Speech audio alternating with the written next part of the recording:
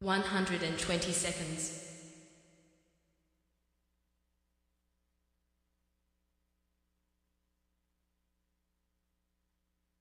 110 seconds.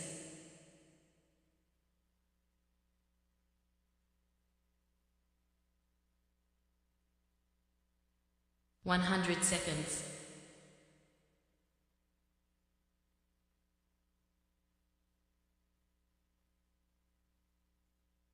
90 seconds.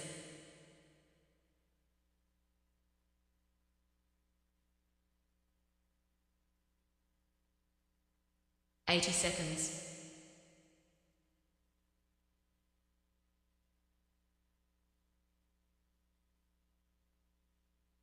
70 seconds.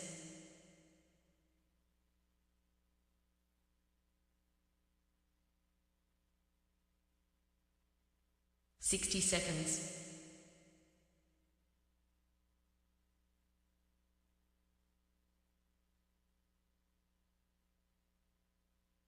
50 seconds.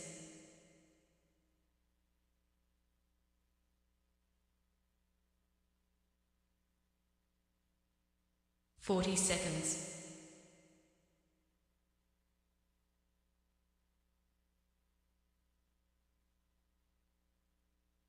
30 seconds.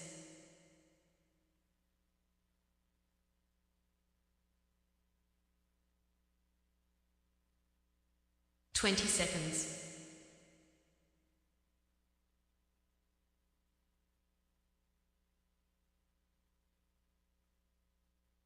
10 seconds.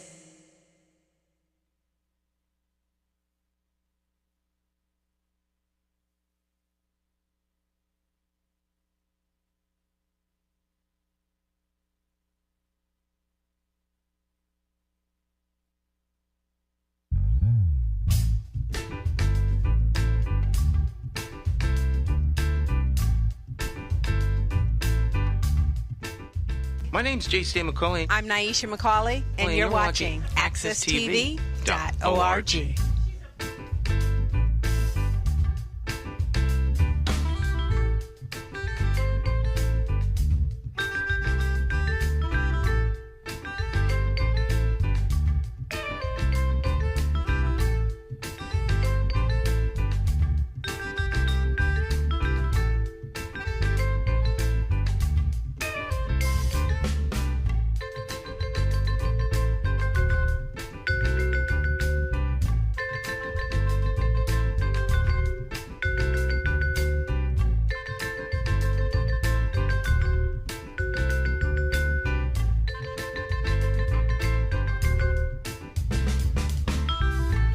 All right, my friends, once again, it is indeed time to get our talk on. This morning, talk with me, your host, J.C. McCauley, along with the champions of talk. This morning, in Studio 1A, talk champion Luis Cacique Delgado. Sir, good morning. What's happening, Stan? Good morning to all our viewers and our listeners, man. Yes, Grand Rising family. Let's make it happen today. Oh, yeah. How's you been since the last time we were here? I don't think we were here last week. We took a break, man, because you're very busy now, Stan. And as the campaign ramps up, I think that there may be more of of what the expectation is, man. But yeah, everything has been great. We had a 3-day tournament over at the chess club. Friday we had a blitz. Saturday we had a classical. Game 75 with a delay of 10, and then Sunday we had a scholastic, and we had 10 youth participate, so we had an awesome weekend, man. Wow. And then the week continued to develop, man, in an awesome way. Yesterday we had a press conference down, in front of the City Hall. Yep. That was led by you and your team, the fabulous Dr. Naisha McCauley. Dr. N. Yes. So, that worked out really well. I think the message that was put out to the community was one of conscience and one that has to be addressed. I think a lot of people were pleased by that. So thank you for that, Stan. Wonderful. Absolutely. Thank you for your words and your contribution. It's a big issue. It's a big issue. It's a big issue. Yeah, I mean, I think that I think that being literate is really a handicap. Is a disability, if you will, because it prevents you from accessing so many things in life. So the message was heartfelt, and once again, thank you for that, brother. The thing that I didn't touch on that I really wanted to, just it escaped me, was the sense that people have, in terms of stigma, and we have to overcome the stigma of not being able to read, because it's something that you can overcome, and that was the genesis of my challenge, in that I can't speak Spanish. I mean, I can count to 10, 20, 30, or 40, but other than that, and some just some phrases, some words. But to be able to have a conversation, to read, to understand, to dive into the culture and the nuance of the language, I am illiterate. So I can learn how to speak another language. It's that easy. So it's a challenge more than a stigma. And I want our English speaking people to understand that the inability to be literate is how they keep you in a chokehold. Absolutely. Particularly in the one place that you really, really, really need to be involved more now than ever before, and that's with your kids' education. People feel like they're second-class citizens if they can't go in and feel empowered. And you see more and more parents having a sense that they are powerless in school. And one of the things that gives them that sense, or keeps them locked into that, is to be functionally illiterate.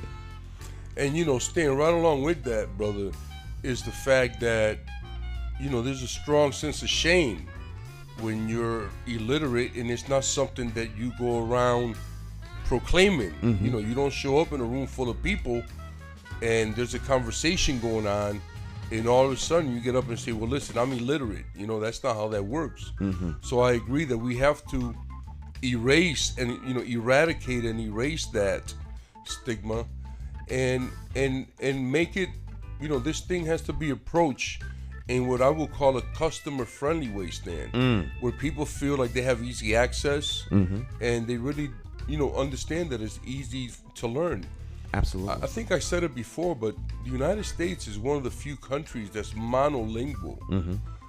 I think that in Africa, in the continent of Africa, there's 56 countries, but in the continent of Africa, in each and every country, I think the average for each citizen is that they speak between, I think, 3 to 5 or 5 to 7 languages fluently. Wow. And I think that's a real power. I mean, for me, the fact that I'm bilingual has helped me get a lot of jobs. I remember Pastor James Lane said, I wrote a job description specifically for you because of your skill set, with the dual language.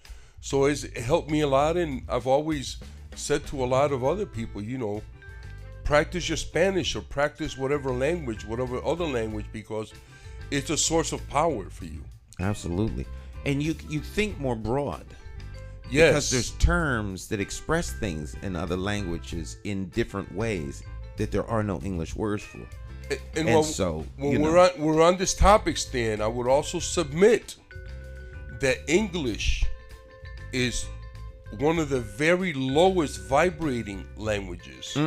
So when we use this language, we're vibrating at a low level. So that's why it's so important that we learn other languages, because you can feel yourself rising.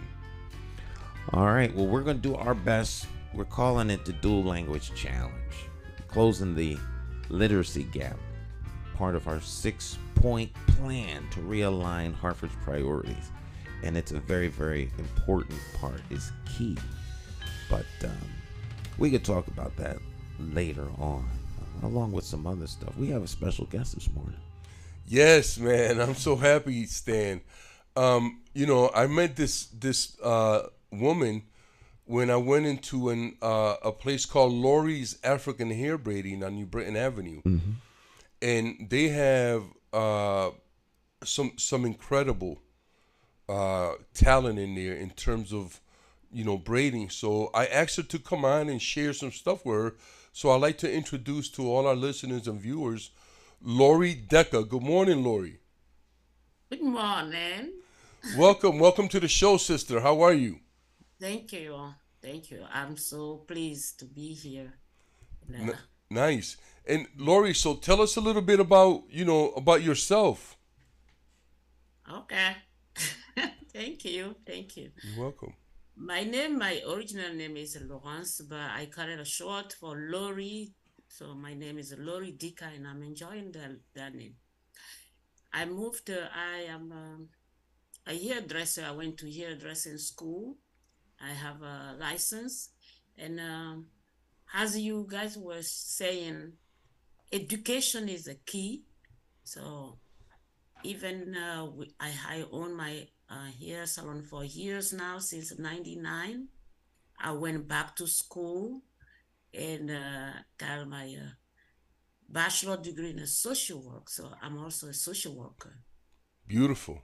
So, yeah, I like to communicate with others, and I speak French. So I had that. I know I learned English too, but going to school open up more doors, and I'm more comfortable where I am. So I immigrated in this country since 99. No, since 95, I mean. But I opened the shop in 99. Nice. That's Yes. beautiful, Lori. So, tell us a little bit about the African hair braiding. Now, where is that? Where's your country of origin? My country is in West Africa, Ivory Coast. People translate, that's the translation of a Côte d'Ivoire. If Côte d'Ivoire is translated Ivory Coast, because that's where they found a lot of elephants and got the ivory from there. Oh, So, yes. yeah, Yes, that's so sad, but yes, that happens. yeah. So, Lori, what is the kind of hair braiding that you all do at your shop? Yes, after I finished my hairdressing school, I specialized in hair braiding because that's what I always known since I was a kid. Hair braiding is mostly like for us, it wasn't it wasn't to make money. It was just something that we do in our community to communicate with others, to just spend time with families. So I grew up doing it, and when I immigrated in this country, I saw that it was going to be something useful, and I put that in, and it works, and I've been doing it since, and it's a great experience because for us it's already a place to communicate and a place to share and to educate, to have a place in the community. So braiding is not only to make us beautiful, but it has a history. That's an incredible, Lori. I'm telling you, you are such a magnificent. I have never in my life heard hair braiding, hair styling, hair anything be put in such an incredible community tribal way where people are learning, we're spending time with each other. It's all about community. That's so important. I'm so happy that you brought that. And I'm so happy that it's right around the corner from my house. Tell us a little bit more about some of the designs and things like that. Okay.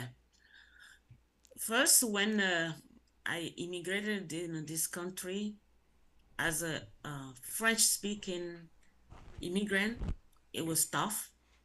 So the thread that I had was braiding here. So I started from home, and little that I know, I had the opportunity to open a place, And when I was opening it, because when I came in the country, yeah, braiding was give me the opportunity to take care of myself. So I really wanted to do the same for the newcomers and people who know how to do it, but don't really have the opportunity to have their own place. So in when you go into my hair salon, it's mostly a family. I have my sisters, I have my daughters, I have everybody there. It's a family. I have my nieces. It's a family. We all eat together, we laugh together, and we share everything with our customers. And we're so blessed to stay in the business even after a pandemic, because when the pandemic hit, it was hard, but we have a great community of our customers. They were always there to support, to come, and I'm also part of a big community of a church, and that's where my support come from, and my joy, and the community been very good to me so far. That's wonderful, Lori. That's so good to hear. My experience there has been wonderful. It's like you said, I do feel very welcome. I feel comfortable there when I go there. And when I go there, I see the faces of the other customers, and I can say the same thing for them. So I'm just happy that, because in this country and also in the countries of Africa, hair braiding was used during hard times to pass messages and Yes. even maps. Can you explain that a little bit? Yes, really, we can't say that it was created in that time, because yeah, braiding was always there. Even the African woman used to make the hair, because that before there was no such a thing called a wig to practice on and stuff like that. So Yes. they used to make their own from the raffia and stuff like that to braid it. So it was always a thread that African used to communicate, and to also make a woman look beautiful. But it has a history, and the history comes from the fact that that was the time where women can come together and share the deep problems, the issues that they have in the community, and try to resolve and interact with each other. It's also very therapeutic. Yes, it is. It is. It has a lot of medicinal value, Yes, you it is. know. And and- that's what we want. We transferring in Lori's ear braiding, because when you enter there, as I always train my sisters and nieces, that when somebody come here, I want them to just be like, they didn't have to travel to go to Africa, but they're in Africa. That's So beautiful. we put we pray first. We put our prayers in on the TV. It goes from since 9 o'clock to 1 o'clock, and then after 1 o'clock we put African movies that we share with our customers, and we spend the time, because here braiding style can take from 1 hour to 8 hours. So we just wanted the place to be a welcoming place.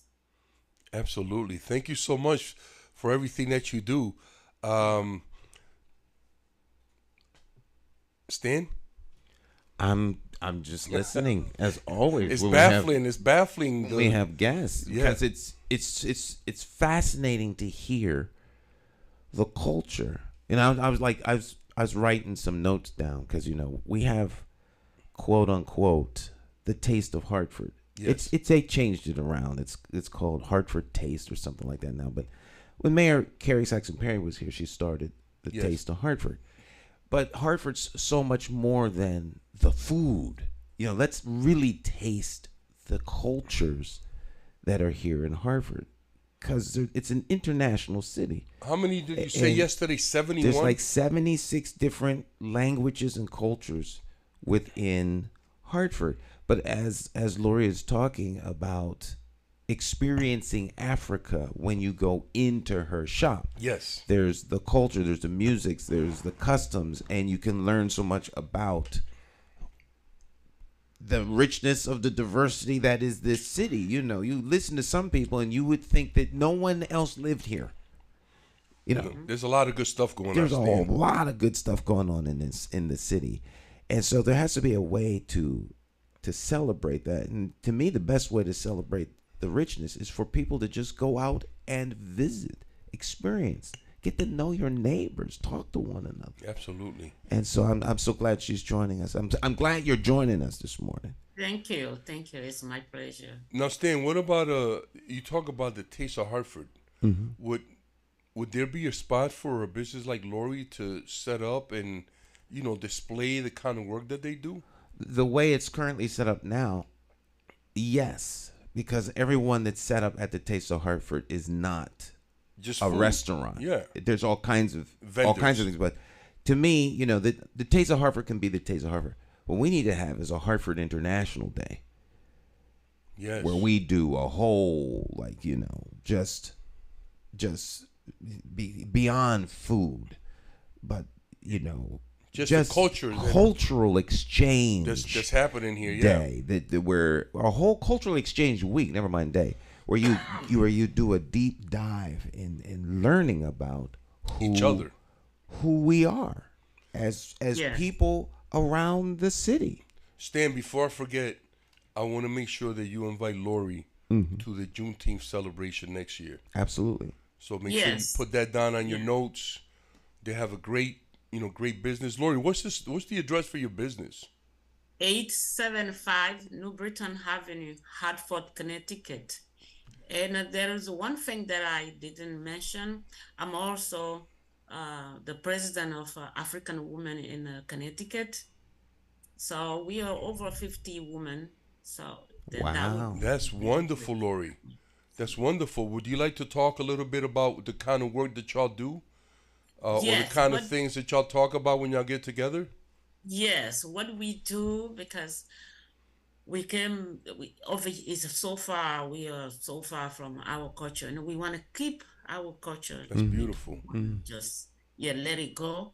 So we always meet, and whoever is in the difficulties or whoever is new here, we give them support. And if you have a baby, we support you.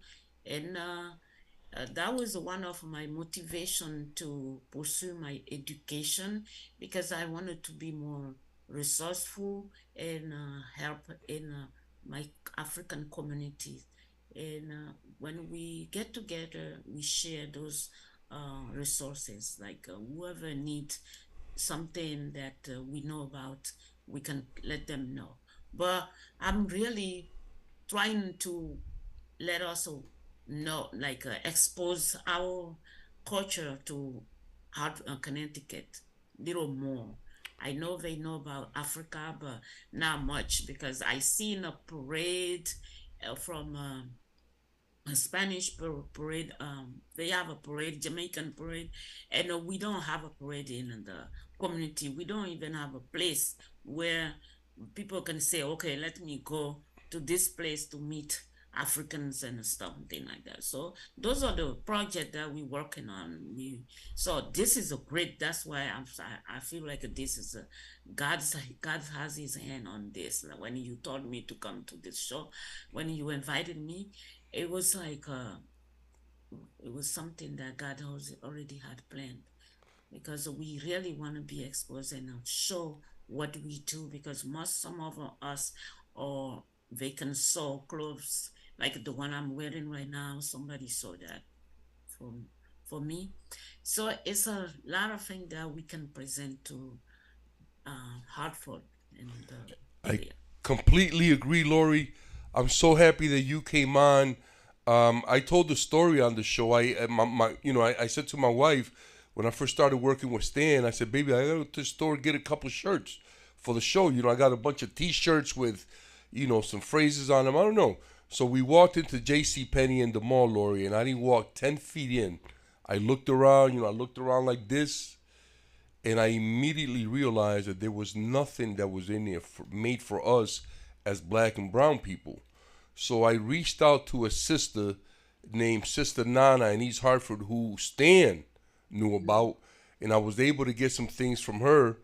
But I'm interested in wearing more indigenous and traditional clothing for us because, the only clothes that are available for us are the clothes that are really made for white people, not for us, not with the colors and with the styles that we like and things like that. So I'm happy that you're on because I'm sure that you can also let people know if they're interested in African jewelry or African clothing. Yes, Can you tell us a little bit about what, where we can get some things? Because I bought 5 dashikis online, 4X, and they all came in like they were like made for little boys. It was awful. I like to try my clothes on before I buy them, like a lot of people. So can you tell us a little bit about that, Lori? Yes. At Lori's, we have some clothes that we sell, but because of the weather, we sell in the summer. We bring them. I have a sister who, when she travels home, she brings African clothes. So you can stop there too. But there is an African store in East Hartford where they sell more stuff. And on Farmington Avenue, you can also find places like that. In Farmington Avenue in Hartford? Yes. Oh, I didn't know that. I've been to the one in East Hartford, and they have a lot of good stuff, and I've shopped there. So, yeah, I know about that one. And they also have one on Park Street. But the one on Park Street, yes. But she has some water damage. Yeah. And she was shut down. I don't know if she's back up and running again. But I went there and I bought a nice outfit. It made me feel like a king. Yeah, she had a lot of good stuff there too. Yeah, I didn't know you had stuff. That's good to know. So what's your address again, Lori? 875 New Britain Avenue, Hartford. 875 New Britain Avenue in Hartford. Y'all stop by Lori's African hair weaving. Yeah. And also, y'all should stop in and talk to Lori about her organization of the Organization of African Women, where they're trying to educate, our public, our community on the African culture, which I think is just a wonderful job that they're doing. I'm so happy to have you on, Lori. Thank you so much for coming on. I'll be stopping by soon now that I know that you have clothes. So, yeah. Thank you so much. Thank you for inviting me. It was our pleasure. Hartford is my village. I've been in Hartford since 96. I was on Albany Avenue. I moved to 7 years later. I moved to New Britain Avenue. Outstanding. Well, thank you. And we look forward to seeing you in the near future, Lori. Have a wonderful day. Thank you so much. Thank you. All right, Sister. Peace. Yes. All right. God bless you, and thanks for stopping by. We will be talking very, very soon. All right. Thank you. I appreciate it. Bye-bye. Man, what a wonderful guest, huh, Stan? Absolutely. And now, and see, this is the other thing for me. We need to really reclaim our identity. Mm-hmm. And a lot of that has to do with our customs. Like, there's a history and tradition in indigenous and in African communities with the hair. Our hair is beautiful. We don't cut our hair. Our hair is a living organism. And, our hair is also something that we can use to make ourselves even more handsome or beautiful than we already are with these, adornments and these hairstyles that are so beautiful. I have a braid that I like to do for myself, Stan, and I call it the cacique braid. And that's where you get 2 braids here going straight back, and then when you get to the back, you tie it into one. And that's unity. And that's for my tribe. That's my braid. That's the cacique. That's what I call the cacique braid. And there's so many beautiful things. I mean, I've read many instances, and she's right. The traditions with the adornments and the messages and the maps and stuff didn't start during slavery or during the hard times. That's a tradition that's been, going on for, thousands of years before any of this. So she's absolutely right about that. I just think it's just a place where, I go at least once a month, and I just want people to know that she's there. Lori's African Hair Weaving is at 875 New Britain Avenue. This is just a wonderful place for y'all to check out, man. So, yeah. All right. We'll take a short break, y'all, and then we will be right back. It's Morning Talk. I'm your host, J. Stan McCauley, along with the champions of talk. Don't go anywhere. How do you define evil? Is evil the pedophile school administrator or taxation without representation? Is it the gatekeeping community leaders who sell out the very people they were elected to fight for? Or is evil the politician that puts out lies and takes in cash? However you may classify evil, having to choose the lesser of two evils still leaves you with evil. Nowhere does this rule apply more than during an election for mayor. Choosing a candidate who is the lesser of two evils still leaves you with evil. No wonder so many people don't vote. It's time for the constituents to flip the script and vote for a mayor you can trust.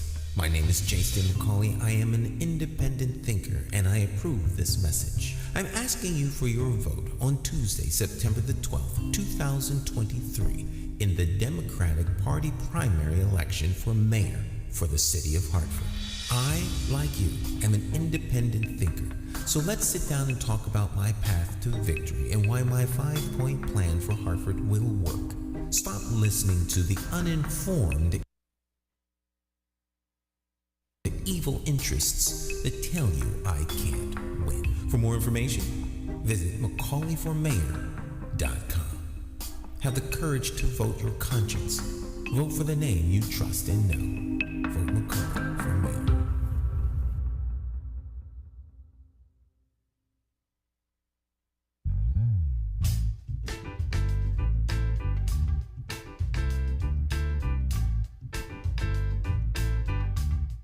Hi, My name's J. Stan McCauley. I'm Naisha McCauley, and Well, you're watching AccessTV.org.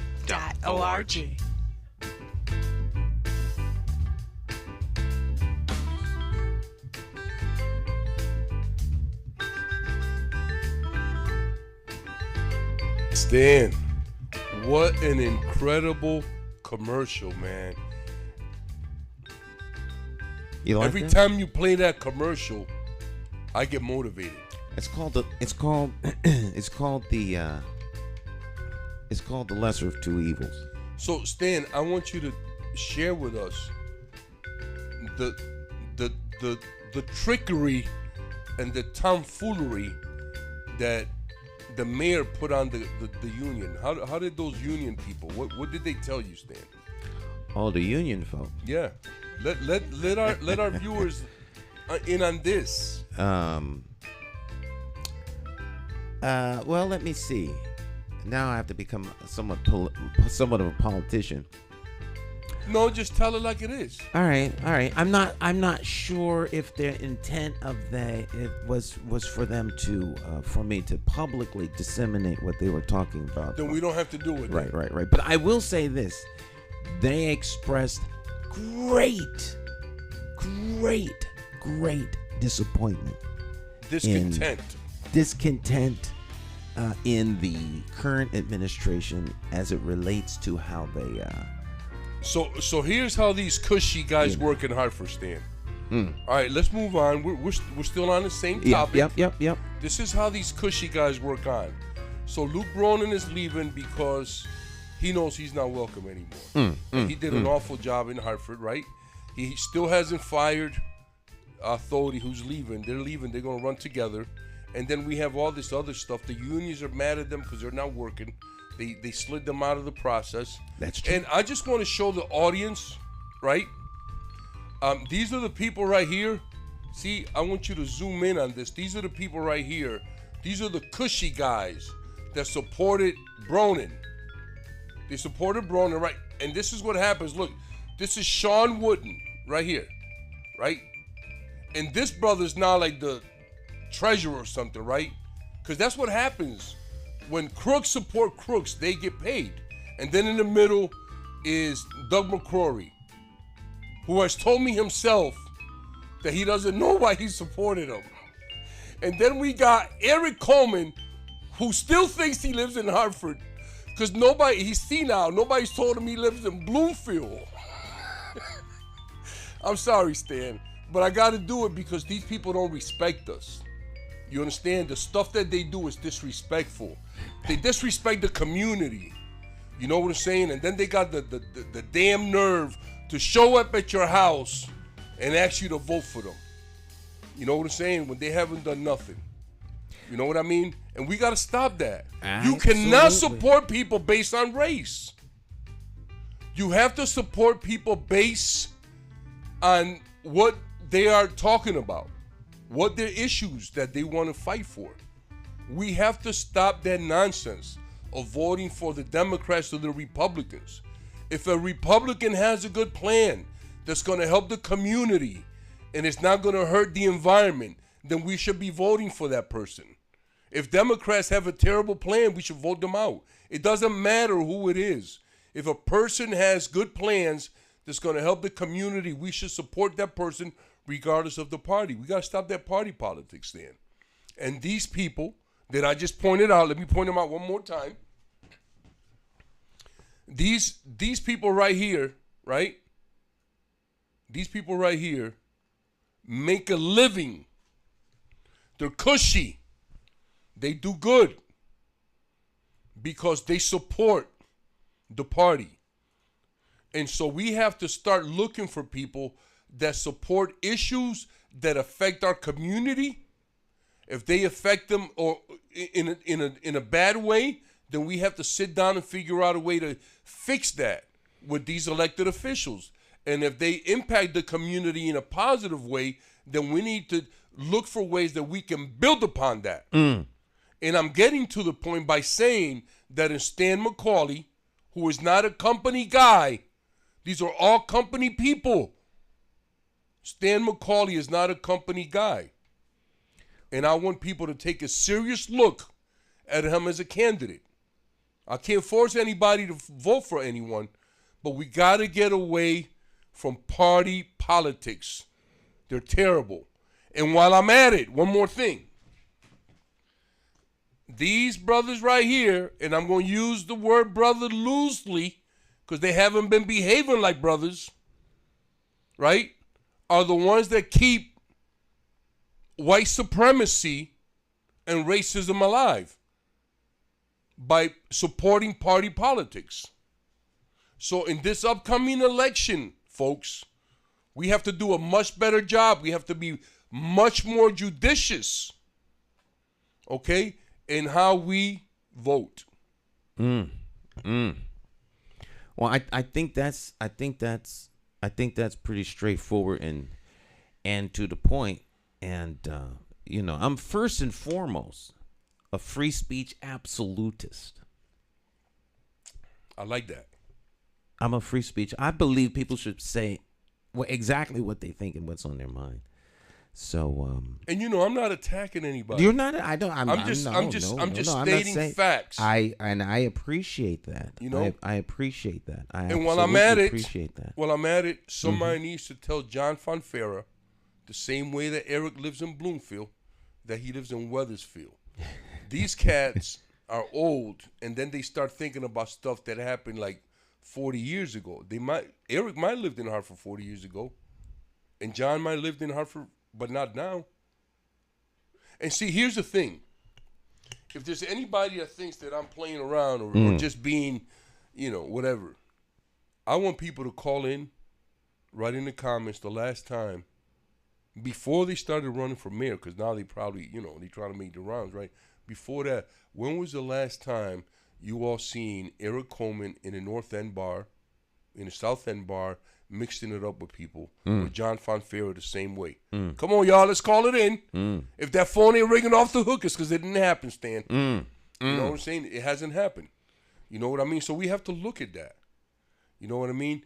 This. I want to mention someone, Stan, that had a, he had an affinity for doing stuff like this. Ed Vargas. Ed Vargas was an individual that you can find him in any restaurant, in any bar, in any tavern in the city, mixing it up with the locals. In any dive, with, in any place where there was folk in there, eating and drinking and mixing it up, you can find that Vargas in there. And I really, really, really admire that about him. Another guy that used to do that, but I never seen him do it in the North End. But this guy was notorious for just pulling up in your bar and spending big money. George Atherson. Oh, big George. Now, George was in the North End. Okay, so see now. Big George? Okay, so see. Mayor Atherson? Yes. Oh, he was famous for rolling up on your picnics. See, that's what I'm saying. See, and those are the guys, man. And you know what? He wasn't a terrible person. You know what I'm saying? He was not a terrible, and so those are the people. I've never seen these people. I'd never heard of them being out there with the regular folks in the community. You know what I'm saying? See, I spend a lot of time at my store now because when you have a business, you got to run it, right? But I'm the type of person, Stan. I'm from here. I can walk into any neighborhood in Hartford right now at night, 3 o'clock in the morning, 3 o'clock in the afternoon, and be completely comfortable. Absolutely. It has nothing to do with me being a tough guy or, I'm a boss or whatever. No, it has to do with the respect that you have acquired over the years with your good energy, with your goodwill, with your good faith, and that's how I look at you. You're the type of guy that you're not a drinker, you're not a smoker, you're not a partier, but you can walk into any bar or into any neighborhood and people will say, hey, this is Dan McCauley. They're going to come over and say hello to you and ask you questions. I know that's true, Stan. That is true. There's no place I can't go in Hartford. That you're not welcome, Stan. That I'm not welcome. Now, yes. I tell you, I don't go into bars or clubs for the obvious reason. But I tell you what happens when I do. Everyone hides stuff. I feel bad. I go in there and they're like, oh God. It's, all of a sudden it's like, hey, Stan. Let me put my crack away. Like, why are you here? Messing up our high. Come away. You know why, Stan? Because you're an upstanding, example of what our citizens should be doing. You know what I'm saying? You hold yourself accountable, first of all. You hold those around you accountable. And you try to spread goodwill and good faith, man. And I think in most places, that's something that is welcome any time of the day, man. So I'm so happy about that. But once again, we have to be more judicious in our choices. Absolutely. We have to stop voting for party politics. And for me, a real victory at the end of the day for any politician, anyone, any person who's running, is to be able to run and win without the endorsement of the party. You know what I'm saying? To let them know, listen, the people of this city, we really don't roll like that. That's like a little club for you, but we not in it. The citizens are not part of your little Democratic town committee and all that nonsense. When it's time to vote on issues, we show up for that. So y'all keep doing what y'all want. You can give your nomination to anybody you want, because when it's time to roll, the citizens are going to show you who's in charge. That's the day that I dream of, Stan. Well, you bring up a very good point because, I'd say my camp isn't split. It's probably about 75-25. 75 are saying, forget the town committee. Don't even try. And then I get 25 that are saying, let's see if we can't get the town committee endorsement. Because it'll say that the town committee has matured, come around full circle, sees a little bit something. When did this happen? Well, it hasn't happened yet. Right. It hasn't. It won't. You can't make that argument. It can't. Well, the argument can't be made until after the convention. If business as usual, because it's the same people, the same people, and it's a shame. Because we have what they appear to be. Well, those intelligent black and brown men and women. They appear to be intelligent. There's a semblance of intelligence in their words and in their demeanor when you speak to them. But then when it comes to making decisions, they completely fall apart, man. I don't know what it is, because the first thing that we have to understand that no one is bigger than the tribe. And so in this particular instance, the tribe would be the city. So there's no individual, the police chief, the mayor, me, you, there's no one bigger than the tribe. Right. And so once you get down to that, that's when you begin to manifest your individual greatness on behalf of the tribe. And we don't have that. People are manifesting, or they're trying to manifest their individual greatness for their individual self. And that's never going to work. So the self's interest is superseding the interest of the whole and of the tribe. That's correct. Well, I put together a little something to answer the question that people had. A lot of people were asking, like, how's Stan, like, how's he paying for things? So I put this together just for those people who have the big question.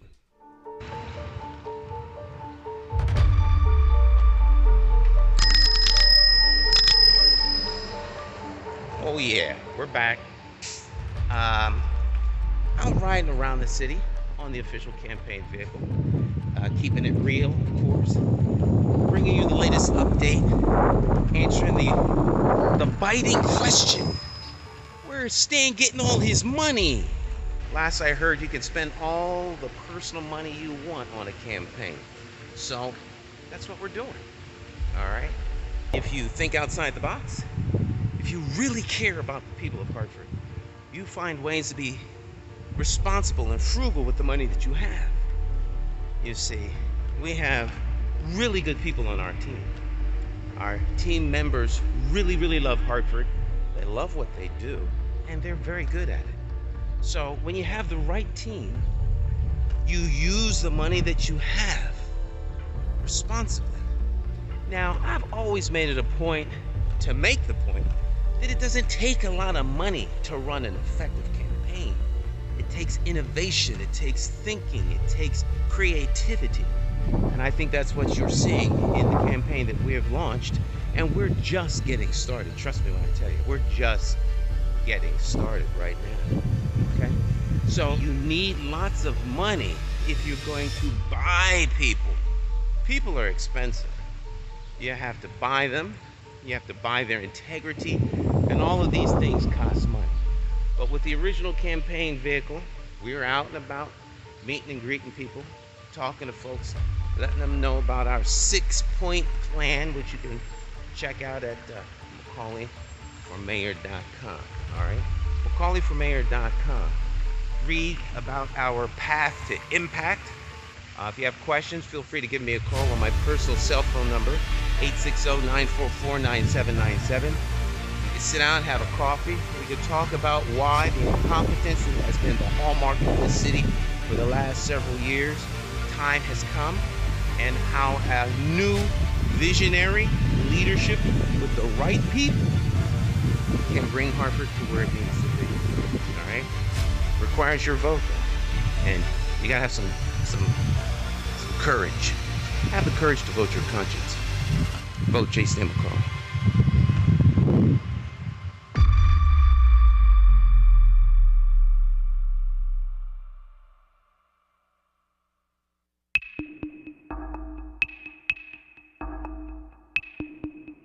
Every bad political decision is made by a politician elected to office. So if you think your vote doesn't matter, just remember this. There are people sitting with politicians in a back room making deals about your future, making policies about your children, making decisions about your neighborhood. To them, you are just a vote. You are not their cause. You are just a vote. Elections have consequences, and if you don't vote, you are actually voting to keep these people in power to work against you. Now more than ever, you need to make your vote count. It's time to clear the air and vote for a mayor that is unbought, unbossed, trusted, and accountable to you, the constituent. My name is J. Stan McCauley, and I am an independent thinker, and I approve this message. I'm asking you for your vote on Tuesday, September the 12th, 2023 in the Democratic Party primary election for mayor of the city of Hartford. For more information, visit McCauleyformayor.com. Have the courage to vote your conscience and vote for the name you trust and know. Vote J. Stan McCauley for mayor.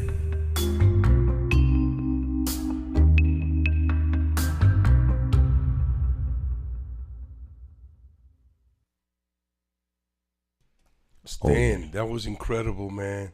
Incredible message that you're putting out. But you know, the first one, they were both great. But the first one, you said some stuff, man. Buy integrity. Buy integrity. That's what you need money for the campaign. Yeah. But see, here's the difference between you and these other charlatans. Because you're not a charlatan, right? So they're charlatans. And what you do, see, they buy integrity. I want the audience to listen to this, the viewers, the listeners, pay attention. These politicians are raising money to buy people's integrity.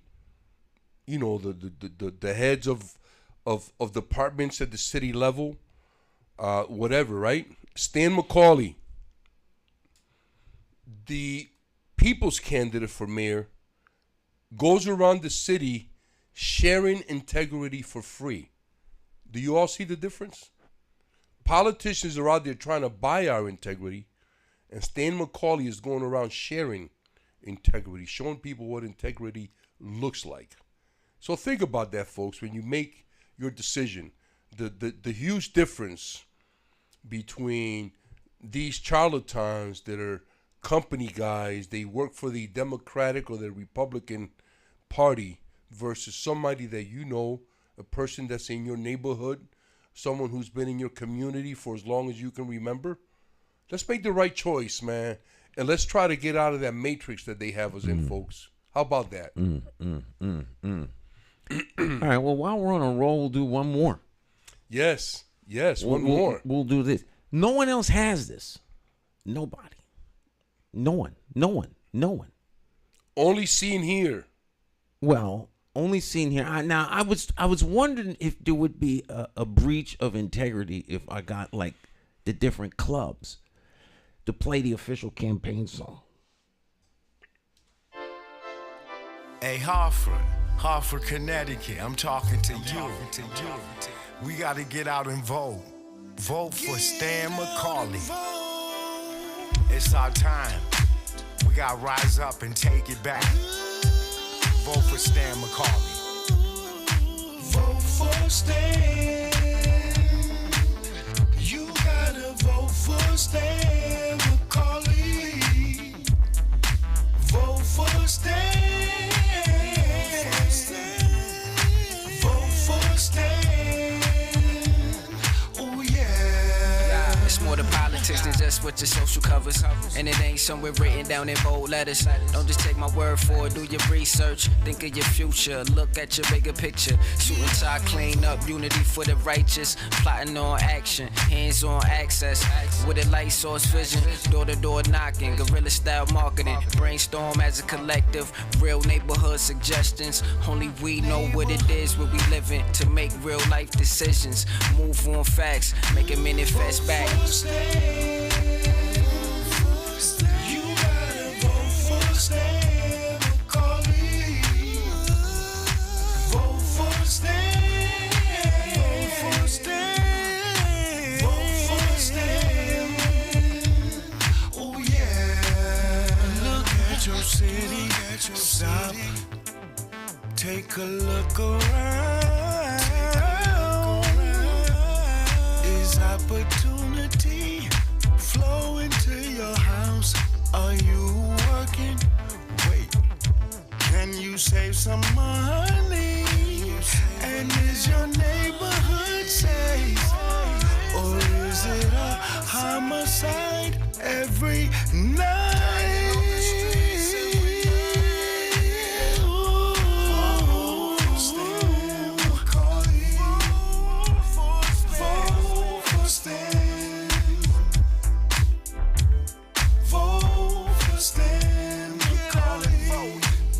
He is ready to stand with you.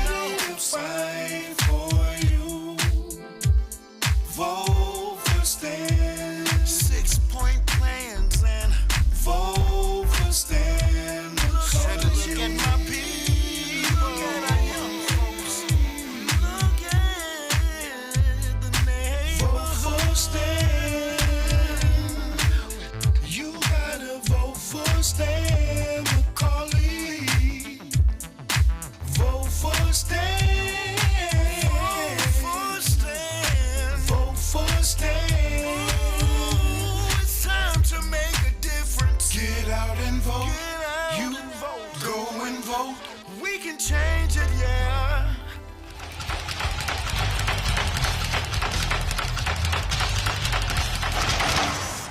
Hi, my name is Marlon E. Styler Sr. Many of you may know me as the two-time welterweight champion of the world. I'm here to tell you that Democrat J. Stan McCauley, as our next mayor, will fight for you until the last bell. Help me throw a knockout punch. Go out and vote for Stan the man. My name is J. Stan McCauley, and I approve this message. What's his name? He used to work Oh for me. yeah, that's my man right there. Yeah, the champ. The champ. Yeah, man. All right. Stan, that was incredible, man. Where else can you have this much fun? Yeah, that was nice, man. And you know, I'm happy that you used those young people for that, because once again, they showcase the talents and the skills that our young people are capable of. This, you know, absolutely, when they're given an opportunity. You know what I'm saying? So let's keep working with our young kids, man. And Stan, I don't know how you're gonna get. I mean, now there's so much social media that you don't really need, you know, a lot of leafletting and stuff like that. But when I was involved in politics, I used to put 6 kids in a van, and then I dropped 2 off on a corner. So I used to do 3 streets at a time, and they hit every door, you know, every house with a flyer, and then I pick them up at the end, and then we can do, you know, it take them about 30 minutes, 20, 30 minutes, depending on the per block, and then I just do that, and so we can cover a whole neighborhood. You do one neighborhood at a time. You know, and then you know, give them a few dollars, you buy some pizza, and they're ready for the next one. The next day, you know, they're ready. So, and it's a good way to get them involved in the political process. Absolutely. And they can see from the bottom, you know, what it takes to run an effective political campaign. So there's a lot of, it's not just, you know, there's a lot of stuff involved, and you can get a lot of segments of the community involved. A lot of politicians like to use the seniors for phone calls, and retirees and stuff like that. So a good political campaign uses all the facets that the community has in order to, you know, bring them all together and conduct an effective campaign. Well, that's what we will do. We'll be.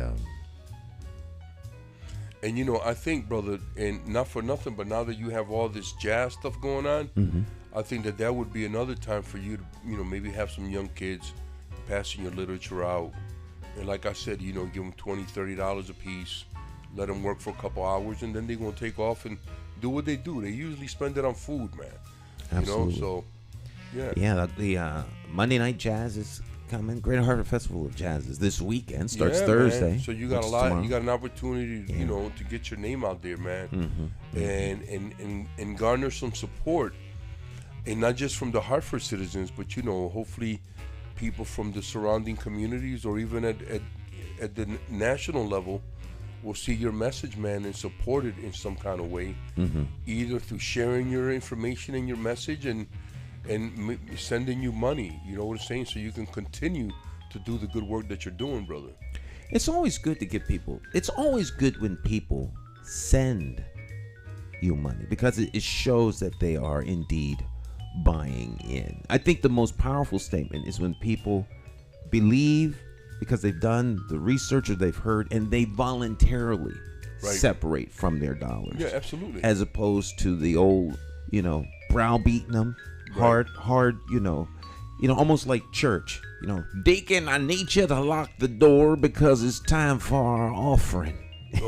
don't want the membership to leave. Make sure, now those of you that don't have envelopes, make sure you talk to the deacons on the way out. Anyone didn't get their offering envelopes for the year, we'll work out a plan for you to get caught up. Wow, they want their money. It's June. It's June. Oh, speaking of which, I was at a meeting. I'm not gonna mention any names. I know you like mentioning names, but I won't mention any names. I was at a community meeting. This almost brings me back. I'm having flashbacks to doing Light Source Victory Television, where I would go in deep on folk. I'm trying to change my ways. The kind of they straight out told the folk that you are impacting our money. These were preachers. Yeah. If I told you who they were, you would be maybe or maybe nothing, not. Listen, nothing that you say to me. They about were anybody upset because of a community event that was going to be impacting their offerings, and they said, "This is when we make our money." I couldn't believe what I was hearing. Well, Stan, the thing for me is, look, I mean, religion and Christianity and Judaism and all these other the Abrahamic religions, right? They've been presented to people in a certain way. But for people like me, Christianity, the Muslims, the Jews, that those religions, those are nothing but criminal organizations, man. They've killed millions of people over time in the name of each and every one of their religions. Never in your life will your pastor or priest tell you that. They always gonna cast them in the right light. Those are undeniable facts. I know that, brother. And for me, I stated this before, and you push back because it's different now. But to me, any religion that uses a Bible is under the umbrella of the Catholic Church, which is the biggest of the criminal organizations. And we have plenty of proof to show of that in the media. It's all documented. I'm not trying to shame anybody. I'm just stating facts. So for me, what we have to do is open our eyes and look at things for what they are and not for what people tell us they are. You know what I'm saying? And so we have to do that. So nothing that you tell me about any so-called Christian, murder, rape, treachery, stealing, all of that, nothing. Because they just regular people. They have a set of beliefs. They're capable of anything that anybody who's not a Christian is capable of. Don't fool yourself. Well, I think you bring up you bring up a very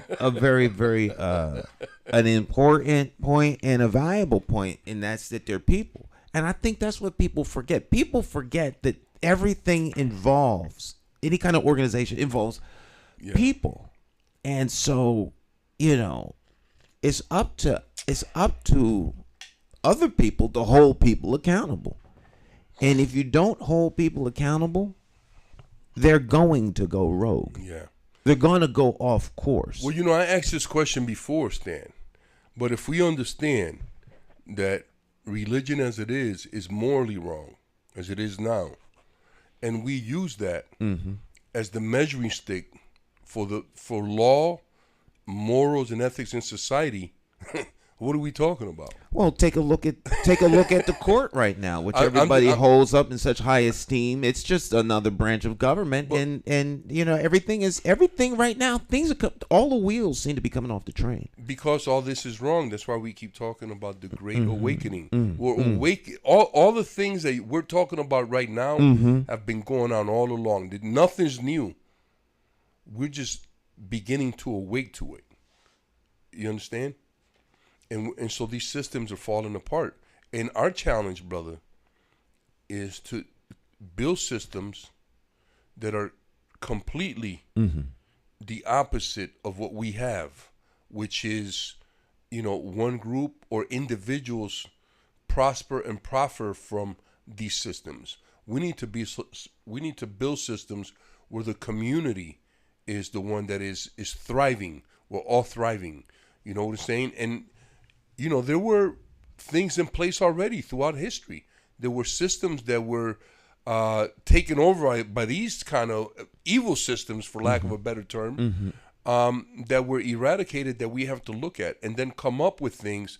Like I always say, Stan, when you build anything, I don't care what it is, a car, a drink, a medicine, it should be good for the planet. And so we can't separate us as humans from nature. We are nature. So anything that we do has to be good for the planet. And the compensation for the individual should be how good is it and for how long will it be good for. And then we can talk about compensation in terms of needs and access, not in terms of, money and things, because we can't have one or two people. Like right now, these people like Bill Gates and these other fools, they have all this money. They don't know what to do with it. You know what I'm saying? So they corrupt systems and people with it. And that's what they do. They start using that money to try to create their own fantasy, of what the world should be. They're talking about that these people created that COVID-6 I mean, you know, the COVID. Mm-hmm. Excuse me, that they created that a long time ago, and they just unleashed it to control the population. That kind of talk is not, to me, is not healthy, because there's some truth to that. You know, people you have the ability now, the technology is in place for fools to commit that kind of atrocity.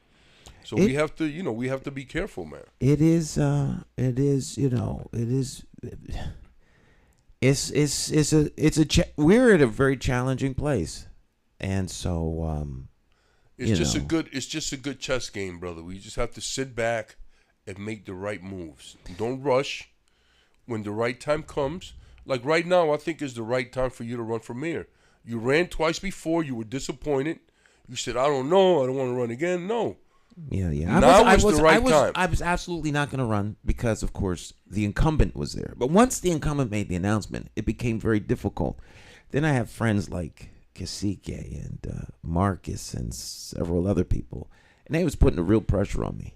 Well, I think it's the right time. They were putting the pressure on me. I think it's the right time. And in life, everything is about timing, brother. You know what I'm saying? Cacique was doing a chess move on me. He checkmated me. He checkmated me. I put you in a tough position. Well, you know, Stan, you know. Right. I mean, you guys were right. You were right. I think you're the right man for the job. I still say that your challenge is going to be engaging the Spanish-speaking community. But if you can get past that hurdle, and I think you made some real commitments, learning to speak Spanish and trying to make it a dual language city before you even run, I think those are things that will definitely endear you to the Spanish-speaking community, because those are all huge signs of respect. And you've never heard any of these politicians, even the Spanish-speaking ones, because they're all colonized. You know what I mean? You could only talk about what you know. If something else exists, but you don't know about it, then you can't talk about it. You can't even suspect that something else exists. So we have to, you know, be ignorance careful. is not bliss. Right. And you know, and like they say on social media, in this day and age, with all the information that's out there, you know, it's hard for you to be ignorant. You know what I'm saying? So, you know, we just have to make the effort to continue to educate ourselves. And, you know, the things that I'm talking about with these super billionaires and these other people, I just want to remind folks that when I'm talking about company guys, when I'm talking about the parties, the Republicans and the Democrats, these people are all tied in together. They all work for themselves. They're not working for us. So we need to elect and put people in place that don't belong, that have no attachments to them, like you and others. You know, I would love to see Kamora Harrington run for state rep or something, because she brings a different flavor to the, you know, to the She would be. Now, I think she would be great as a representative of the people. I think that she thinks that she does a better job as on the accountability activist side than on the, you know, running the political apparatus side. I think the only difference for Kamora and people like her, Stan, would be that she would just bring her activism right to the legislator, man. All right. Right there to them. You know what I mean? I think there's plenty of room for that. Oh, no, absolutely. And she can be a teacher up there, and she can open a lot of doors for the next generation right after her.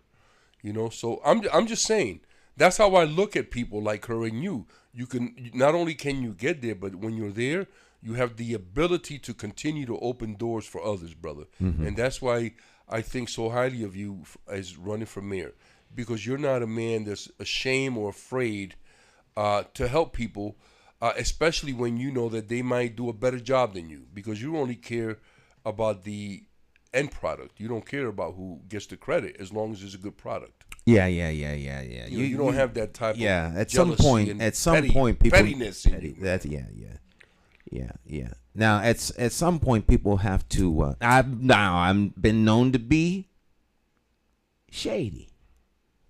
I'm not petty though, but I will throw some shade from time to time. I think throwing shade is good because it keeps people on their toes, and they can take it seriously, or they can laugh at it, but they're gonna process it. And once they process it, then they can make a better. You know, a lot of times the gut instinct is a good thing for certain things, but sometimes it's not very good for others. So we have to be able to discern the difference on when that gut instinct is kicking in and is for something valid, and when you're just being, like you said, petty or throwing shade or whatever, feeling some type of way, like people say. But yeah, absolutely. Yeah, but it comes a point in time when people mature, hopefully enough, that getting credit for something that really is something that needs to be done is kind of very immature. Yeah. At the end of the day, does it get done? And to your point earlier, is it benefiting everyone? Things should be, at the minimum, mutually beneficial. That's the minimum. Mutually beneficial, but beyond that, beneficial to the whole. Is what you're doing adding value to everything and everyone? And when you operate in that frequency or on that plane or in that paradigm, then everybody prospers. You prosper, the people around you prosper, the community prospers, and communities start to grow. And I think we're coming, hopefully, out of a time when everything is about self. Me. Very destructive. Very, very destructive. I agree. Very destructive. It turns into people like this mutual, well, I'm going to use them before they use me attitude. Everybody's like, and that's unsustainable. Well, brother, that's that rugged American individualism. That's not indigenous and that's not Afrocentric. That's just outright, wrong. Predatory. It's outright selfishness. It's That's predatory. what that is. Predatory and selfish because you're thinking of yourself. I keep telling people that story about the African village. You know how this white man went to an African village and he had a small fortune. He had a contest. A young man won, but the young man was more happy about the idea that he was going to able to share this small fortune with everyone. He was completely enamored about it. And the white man was upset. He says, hey, what the heck are you doing? You don't have to share with anybody. That's for you. And the young man looked at him and he said, we don't know what that is.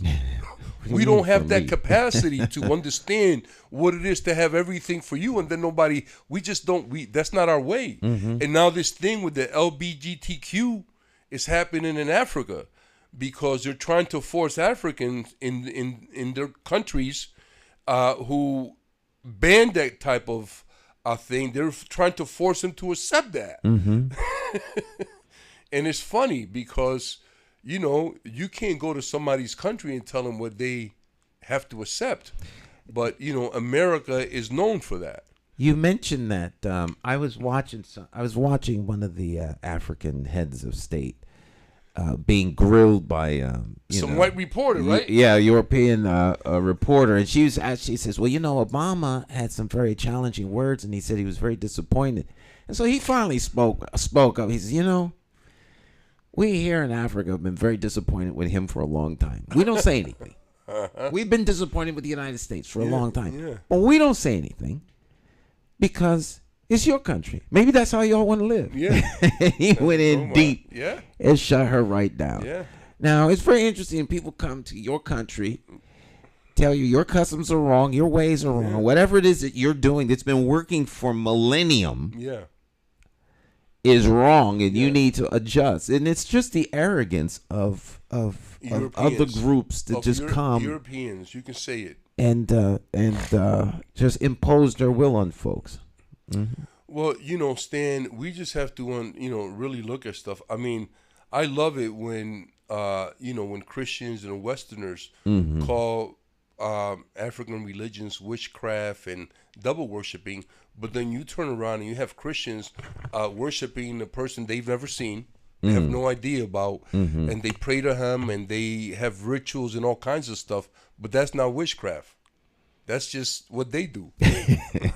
You know what I'm saying? So when you come out of that matrix and you start seeing things for what they are instead of what you've been told your whole life, how you're supposed to process and look at this, and you're saying, oh, wait a minute, that don't look like nothing like that. You know what I'm saying? Then you begin to open your eyes, and then you begin to understand a little bit of what I say. You know what I'm saying? So once again, be careful with the party politics. I mean, and here's the other thing that I would say, and I said this before. All the 5 major cities in Hartford, they're all 90% people of color. And they all have a white mayor. And nobody sees nothing wrong with that. You know what I'm saying? I think it's extremely racist for someone like Luke Bronin to come into our city. He's never lived here. He's never done nothing here. You know what I'm saying?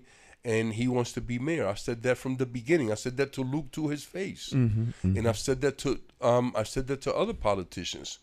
You know, when I asked Doug McCrory, how did you end up supporting him? He says, I don't know.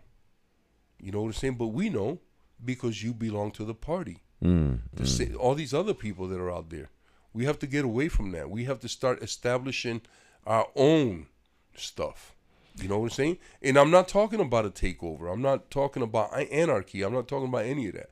I'm talking about establishing norms in our communities where the politicians and the bureaucrats and these other outside interests are not making it horrible for our citizens to live in.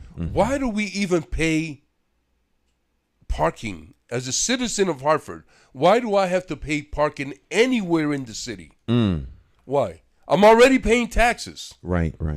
So we have to look at that. Some of those things they might have worked back in the day, but now no, I don't want it. When that meter maid pulls up to my car and they check my license plate and they see that that's a Hartford address, you're done. Walk away from my car. You know, not only are you paying taxes, but you pay taxes and you get diminished service. That's what I'm talking about. So the service that you're getting is diminishing. It would seem to me that as a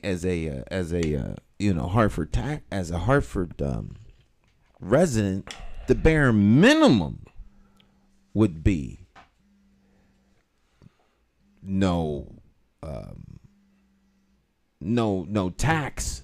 Yeah. I mean, no parking. Yeah, little things like that make a big difference because they make us feel like we're part of this community. That's all that corporate stuff, and that's what I'm talking about. We need to take the corporate things out of our community. I was working in New Britain for the schools out there, Stan, and in the beginning of the year, when it was back to school, we went to the businesses to put up some flyers indicating that it was back to school, blah, blah, blah. I went to a couple businesses. I went to one of these car rental shops, and they said corporate doesn't allow any advertising on their stores. And I said to them, you know, okay, but I said to myself, then you shouldn't be allowed to do business in this city because that's an advertisement that's not selling anything, it's not hawking anything, is reminding everybody in the city that it's time to go back to school. Our kids are going to be out in the street more, et cetera, et cetera. Nobody, no business, bank, I don't care what it is, has a right to say you can't put this type of stuff here because that's not community. That's personal interests. That's big business. And that has no room, no space in our community because it's unwelcoming and it's unfriendly. And if we're going to keep talking about how Hartford has 76 different languages that are spoken and how culturally diverse the city is, then the first thing that it needs to be before any of that is welcoming. All right, let's throw one. We'll throw on this spot that you like so much, and we'll play that before we head out. Sounds good, Stan. It's called The Lesser of Two Evils. The Lesser of Two Evils. And this is played for all the members of any political party, Democrat, Republican, or otherwise. Hit it, Stan. How do you define evil? Is evil the pedophile school administrator or taxation without representation? Is it the gatekeeping community leaders who sell out the very people they were elected to fight for? Or is evil the politician that puts out lies and takes in cash? However you may classify evil, having to choose the lesser of two evils still leaves you with evil. Nowhere does this rule apply more than during an election for mayor. Choosing a candidate who is the lesser of two evils still leaves you with evil. No wonder so many people don't vote. It's time for the constituents to flip the script and vote for a mayor you can trust. My name is Jason McCauley. I am an independent thinker, and I approve this message. I'm asking you for your vote on Tuesday, September the 12th, 2023, in the Democratic Party primary election for mayor for the city of Hartford. I, like you, am an independent thinker. So let's sit down and talk about my path to victory and why my 5-point plan for Hartford will work. Stop listening to the uninformed evil interests that tell you I can't win. For more information, visit McCauleyformayor.com. Have the courage to vote your conscience. Vote for the name you trust and know. Vote McCauley for mayor. Beautiful, brother. I love that commercial because it's about accountability. Accountability. And mostly for yourself, the individual. It's about holding yourself, making good decision for yourself, your family, and your community. That's what that commercial. That's why I like it so much. Absolutely. Yeah, the lesser of two evils. Well, Stan, there is no. The lesser of two evils still leaves you with evil. So yes. you can't pick the lesser of two evils. Yeah, you shouldn't pick any evil. Don't pick. So do the right thing, and as we like to say, vote for Stan. Vote for Stan. So Stan, I just want to say that I want to give a shout out, man, to Mario over at the Y in Glen Malden, and then Mario Flores, who ended a league, and now Mario Davis started another one. They're doing a great job.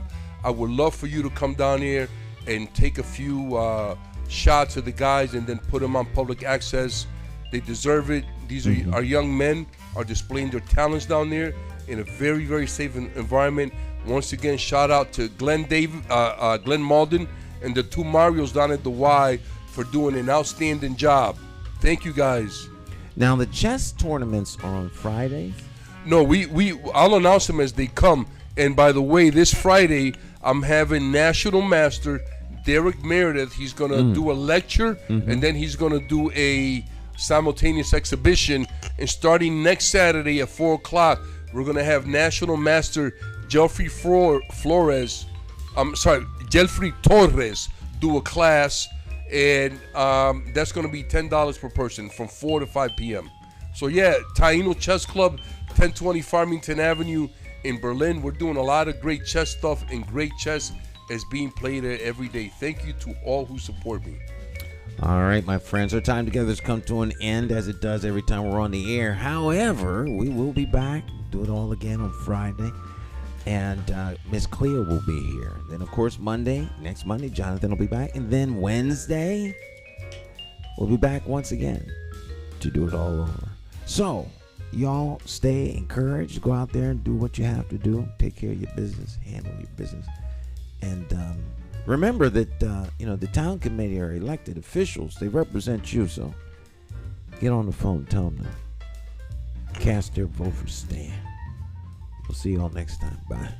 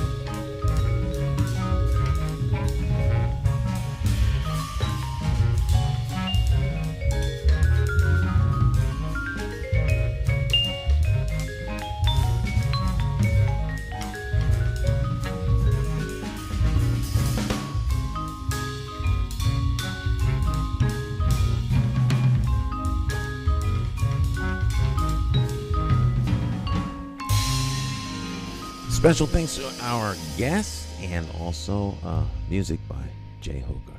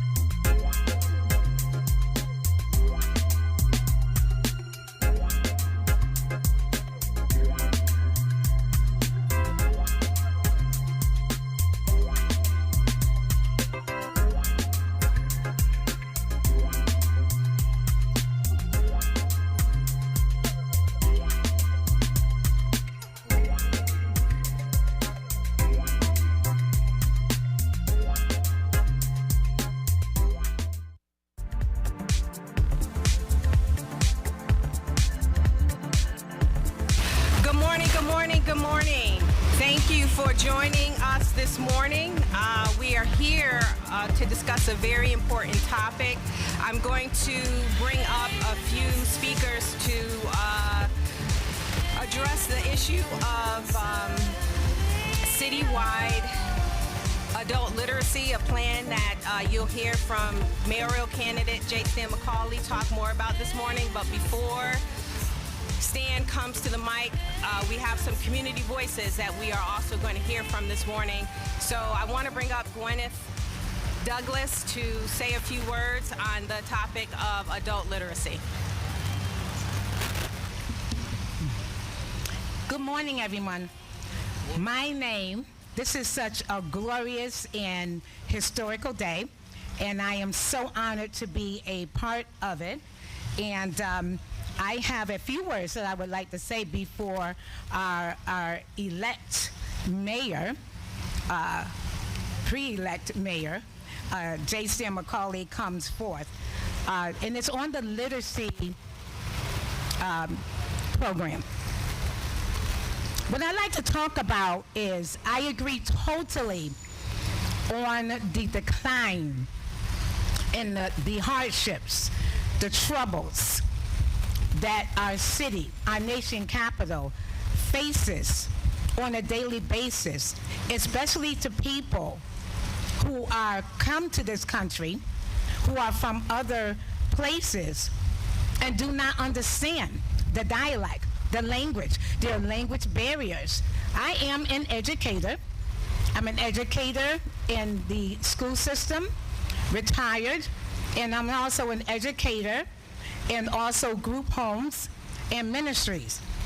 So we come together to partner with him. But what I wanted to say really quickly is that whatever we can do to stop this type, I call it a parasite, an educational reading literacy parasite. Why? Because as I did my research, I found out we have all these wonderful programs, so we say, that are building up. But if we don't build up this economy the way that we're supposed to, it's good to look nice on paper. But we all must join hands and pull it in just a little harder, just a little closer. For instance, starting from ages 4 to 12 years old, there are 5 or several different programs that they attest that work for Connecticut. You have the Reading in 100. You have the one that's called the EGGS reading program. You have so many different programs. They even have the ESL, which is English as a secondary language for children who coming from a country into ours. Why aren't these programs effective? Where is the breakdown? Now, we all know that it starts from in the home and out. But I heard when I was just a little girl at Arsenal School that it takes a village. I am a native of Connecticut, a native of Hartford, Connecticut. I attended the Arsenal School. And if it was being said back then that it takes a village, then we must. I stand with J. Stan McCauley. I almost called him doctor. I stand with his wife because I don't split staff. I stand with his children. I stand here on the steps of City Hall to let everyone know and let the voice be heard. I am standing with McCauley. Why? Because one hand reaches one, catches one, love one. What we need now is just not love, sweet love, but we need real love. Real love for education and reading the right way. So let us put our foot, a pedal to the metal, and let's get this done. God bless you. I thank you, and have a great day. Adult literacy is a root cause issue facing many adults in the city of Hartford. Adults that I would say have been failed twice. They've been failed first by the educational system and a lack of resources, but then they find themselves failed again in a city that doesn't support them adequately to give them what they need in order to attain jobs, to participate in our democracy. So this is may not be a splashy campaign issue. Some may not find it to be the top issue, but it is a root cause issue. And oftentimes, it's referred to as a silent crisis because we don't want to speak to it. We don't want to address it in a way that political winds may change and come forward. But here's an issue that would impact so many lives in the city. It is an issue that Stan has heard, being so close and tethered to the voices of the community. It is an issue he has heard time and time again.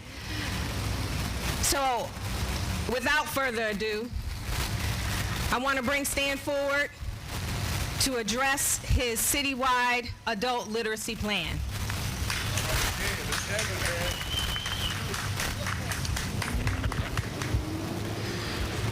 All right, we're here today to talk about this growing crisis that has been here for some time. It's like under the current, if you will. And you hear people talk about economic development. You hear people talking about jobs in the community. But the fact of the matter is, depending upon the statistics, 41 to 61% of the citizens in Hartford, adults, men and women, are functionally illiterate. And you may ask yourself, well, what does functionally illiterate mean? Well, think of it in terms of an ATM machine. That means that 61% of the adults in this city can't read an ATM machine. And I want you to understand the impact of that. It impacts parents when it comes to attending their children's schools and getting parent involvement. If the parents feel intimidated, which the schools too often intimidate parents that want to be actively engaged in their children's education, and they wonder why they can't get parents to come in and participate. But it goes even deeper than that. One of the things that really plagues the city of Hartford is the political apathy. Now think about this. If you can't read an ATM machine, you also can't read about your candidates. You can't read about their platforms. You can't read about their programs. You can't do the research. So you wind up hearing what people say, and it becomes a he said, she said, instead of being engaged and informed. So my administration wants to put forth effort to help bridge this gap, close what we're calling the literacy gap. We're making it our 6th priority in our path to impact. And when I talk about path to impact, I'm talking about how does the action impact the intended individual. You're talking about education, you're talking about giving teachers a raise. Well, how does that raise impact the student? We know there's a direct impact for the teacher and for the teacher's family, but what's the impact on the student? All too often our students are left behind. And when they're left behind, they wind up being, hopefully at the third grade reading level. That's where they plan the future for prisons to be built. Well, we see the impact of a failed education system in the adults who attended that education system not being able to read. So this becomes very, very critical. So we're challenging the adults in this city that are English speakers to become functionally literate. Now, I'm one of those people that believe in leading by example. Now, I am functionally literate when it comes to English. I can read, I can write. But you know what I'm totally illiterate in? The dominant language of the city, Spanish. Now, we live in a city where the dominant language is Spanish, and the people that are running for office aren't fluent in that language. So I'm putting forth the challenge that I'm going to learn Spanish.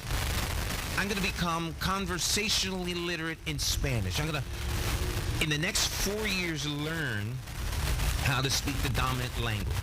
So if I can learn a language I don't know, I know that our English-speaking people can become functionally literate in the language that is their primary language. All right? Hartford should be a dual language city. So we're calling this the Dual Language City Challenge. There are 76 different ethnic groups in this city. This is an international city, and it should be reflected by the languages that you have here and the cultural diversity that you have here. And so when we talk about economic development, understand that economic development can't happen until you have human development, and human development can't happen until you can read and write the primary language. And we can't have cultural diversity and understanding if we don't understand one another and respect the cultural differences that we have here in Hartford. So part of what we want to do in the McCauley administration is open up our schools, unlock those resources so that they are open after school. They should be open from sun up to sundown, from 8 to 8. Our schools should be open. They should become the primary community centers. Parks and recreation should be in every single school. And when school ends for the students, it should begin for the adults. And so we're going to be putting learning centers where adults can become functionally literate in this city. So that's the challenge. We want to challenge you to go to our website, McCauleyforMayor.com. Click on the path to impact and find out all there is to know about our complete 6-point plan to realign Hartford's priorities, and more importantly, our 6th priority, which we're introducing today, to close the literacy gap in the city of Hartford.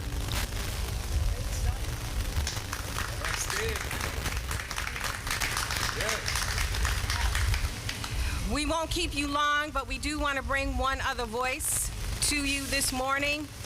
An honored elder, I would say, a community voice that has been challenging the systems, fighting for the people, and recognizing the gaps in the underserved. Cacique. All right, family, peace, peace.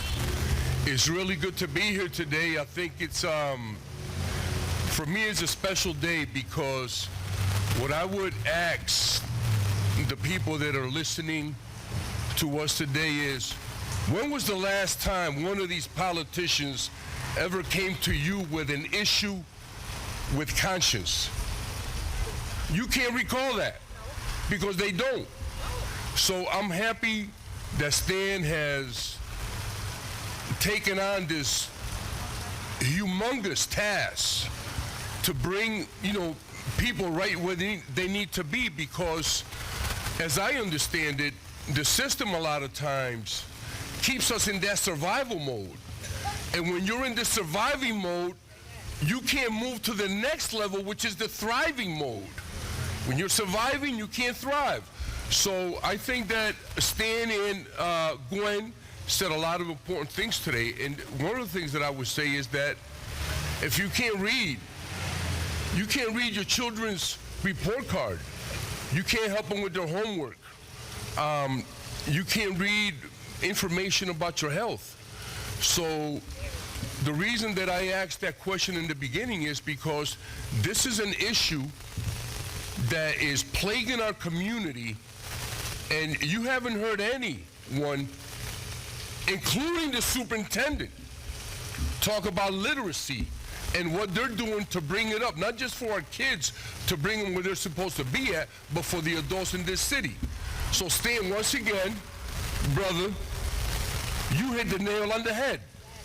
That is a super important issue that's going to change the way that we live. You know, the way that people live is going to raise their, their access to different jobs, better jobs. You can get your license now. If you can't read, you can get your license. So it's a lot of things that literacy covers, and I want to thank you for that. And I hope that, I just want to say one more thing. Stan's van is coming to Wyndham Street on Thursday at 6:30. It's for that neighborhood, but anybody in the city of Hartford is welcome to come. It's going to be on Wyndham Street, July 11th at 6:30, and all are welcome. Thank you so much. Peace.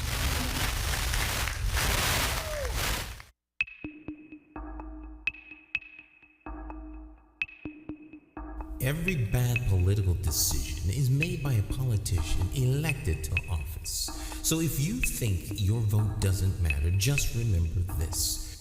There are people sitting with politicians in a back room making deals about your future, making policies about your children, making decisions about your neighborhood. To them, you are just a vote. You are not their cause. You are just a vote. Elections have consequences, and if you don't vote, you are actually voting to keep these people in power to work against you. Now more than ever, you need to make your vote count. It's time to clear the air and vote for a mayor that is unbought, unbossed, trusted, and accountable to you, the constituent. My name is J. Stan McCauley, and I am an independent thinker, and I approve this message. I'm asking you for your vote on Tuesday, September the 12th, 2023, in the Democratic Party primary election for mayor of the city of Hartford. For more information, visit McCauleyformayor.com. Have the courage to vote your conscience and vote for the name you trust and know. Vote J. Stan McCauley for mayor.